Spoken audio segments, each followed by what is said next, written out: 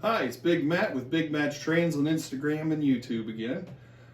First of all, we've hit a milestone here on YouTube within the past week. We have over 200 subscribers on this channel. When I first started on YouTube, about a year ago it was, I saw that I had 5 followers within a couple weeks, and I was, you can ask my wife how excited I was about that. Now we're over 200. I'm speechless.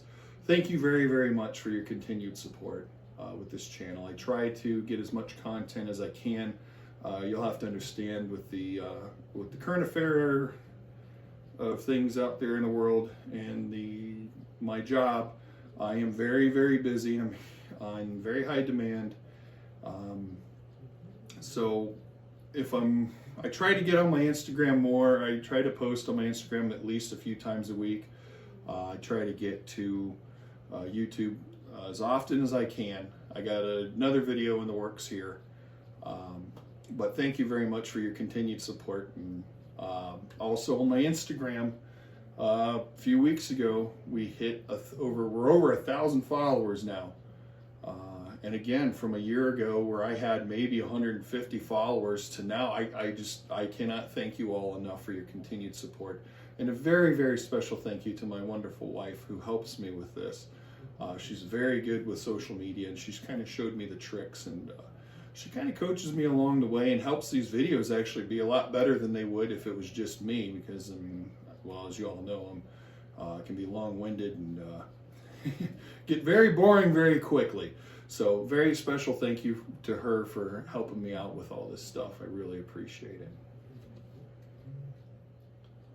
A couple of weeks ago, my layout was featured in a video by Sam's O-Gauge Trains. First off, I'd just like to say thank you for featuring my layout. It's a great honor, and I cannot thank you enough.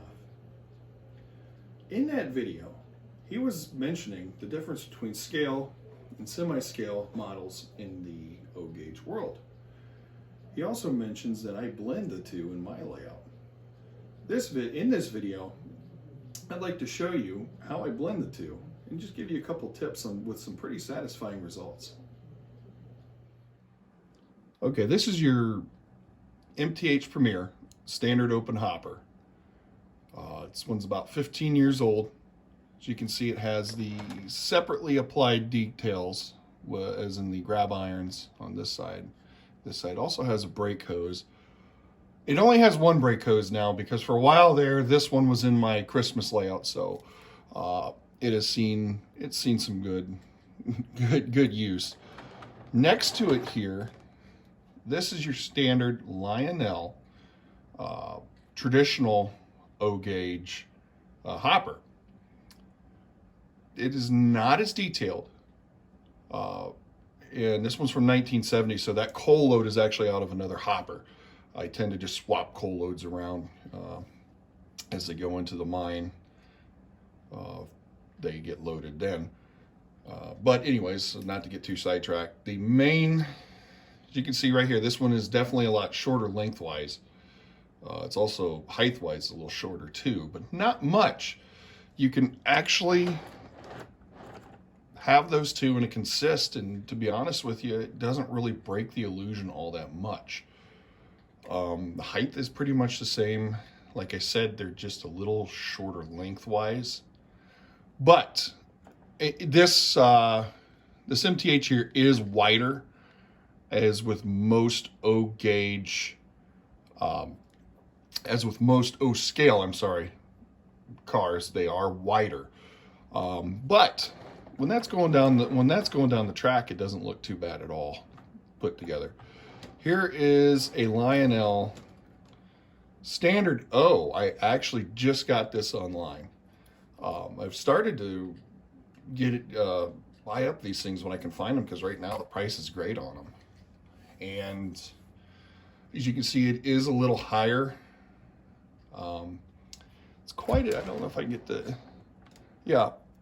You can see the height difference right here. There is quite a bit of height difference versus from this one to that one. This is almost like a Coke car. If I had to get like the CSX Coke Express, if I had to guess I would say that's almost about the height of a Coke car. But as you will see, a lot of times having the height gives you an illusion that everything is bigger, closer to scale. This one is a little shorter. It has less detail. It is a little shorter than or a little shorter, well, a little shorter lengthwise, a little taller height-wise than the MTH Premier. But let me show you something neat that I found out by accident. It has opening chutes on the bottom of it. I thought I broke the damn thing, but yeah, I guess I didn't. So that's kind of neat. If you ever find one of these and you want to actually unload your car or spread ballast or something, that'd be kind of helpful. But yeah, hoppers, in my opinion, hoppers are probably the easiest way to get away with blending the O gauge with the O scale. And the only thing you're really going to notice is in the width. But as you're making your videos, taking your pictures, or just have them around the Christmas tree, however you have it, if you want, blending's very, very easy with these. I mean, I no longer have any of the 2-bay hoppers. I usually just have the 4-bays. I got rid of all my 2-bays because I just wasn't using them as much. But yeah, traditional 4-bay hopper blends well, really well. I'll show some gondolas here that I have. This is a Lionel Standard O gondola. Next to it, this is a traditional gondola. This one has the coil covers on it. We'll bring it back. That's a Menards gondola, and it is just as wide. It's a little shorter than the Standard O. I don't have any Premier or Vision Line or anything like that. I don't have any of those gondolas, unfortunately. It might be a future purchase. But let's look at this Menards gondola. That's very, very close to scale compared to a traditional gondola. It's about the same height, a little wider, as with most of the traditional and Standard O stuff, and the scale stuff. The real big difference is going to be the height, because this actually comes with coil covers. And as soon as I put that coil cover on there, I tend to really not run those together because it's just way out of proportion. I do run a lot of traditional gondolas, because all but 2 of them, I think I have 6 gondolas total, all but 2 of them are traditional. The length of the gondolas and just the fact that a gondola is a very short car to begin with in real life, I don't really have much problem putting a gondola next to a scale boxcar or hopper car or anything like that. So I tend to, those are pretty easily blended. But like I said, once you put that coil cover on there, I would run these together without the covers. And it's really not too bad at all. But with the coil covers on, I tend to leave this one by itself, and I tend to leave the 3 gondolas I have with coil covers, I tend to leave them by themselves. Just because of, like I said before, the proportions. Next, we'll do boxcars.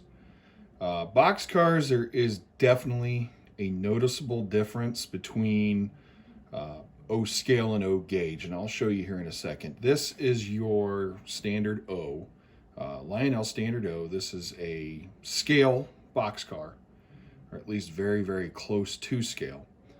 I have a couple of these that I've been collecting. This one, I actually just got this one today. So this is the first time anybody's ever really seen this one. But this is your Lionel Standard O. As you can see, it has the separately applied catwalk up there.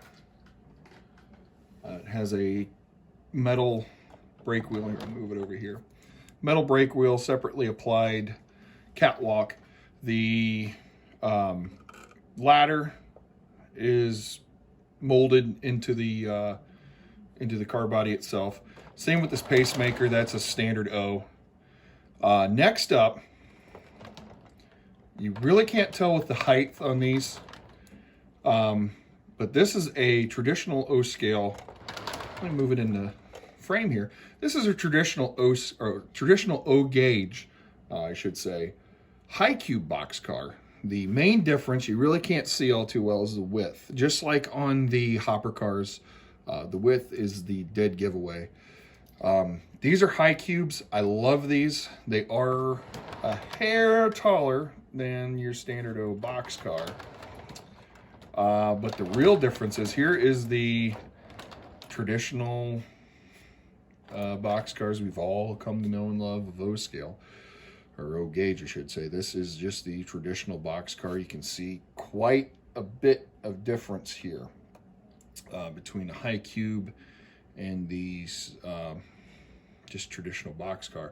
I love high cubes, and that right there, this is how I tend to blend. I will run a consist like this with maybe a couple of these together in between high cubes, because right here is a I want to say that is the top of the line Vision Line, or whatever they call their top of the line boxcar. This one's from 2011 or 2012. Don't really know. This is separately applied details here on the ladders and the catwalk. The catwalk actually is, you can actually see like the grid steel, whatever they call that. Has a, you know, has the brakeman's platform.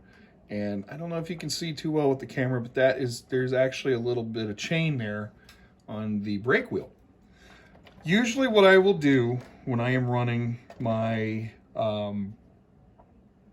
scale and traditional boxcars together, like I said before, I will have, say you have my scale one, that'll be right next to a scale locomotive.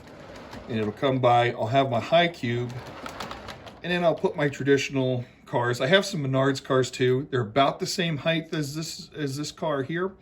They are as wide as a scale box car, and you can get, I'm not going to really show it because I don't have one handy right now, but I can put that up against the high cubes. They're a little bit taller than these as well. Those actually help blend the traditional stuff in. But yeah, if you're looking for more of a closer to scale, more realistic look, that's how I do it. Again, it's your railroad. I don't judge. I'm not one of those rivet counters by any means.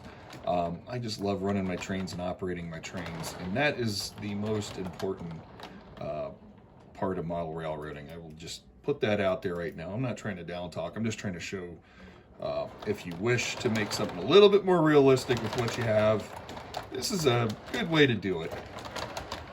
So, and that's the way I do it. I tend to, that's honestly, those are the hardest ones to blend. Hoppers not so much, but the boxcars can be a challenge, and that's how I do it. But yeah, one tip I can give you is always put your tallest cars next to your scale locomotives if you have that. It tends to keep the proportions a little bit better.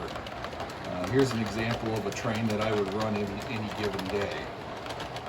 Except for I would have a caboose on there. We're just doing this for demonstrational purposes only. So, thanks for watching. I hope you enjoyed that. If you did, go on ahead and hit subscribe. Also, don't forget to follow me on Instagram. As an end note, just remember that your railroad is your railroad, and just run it the way you want.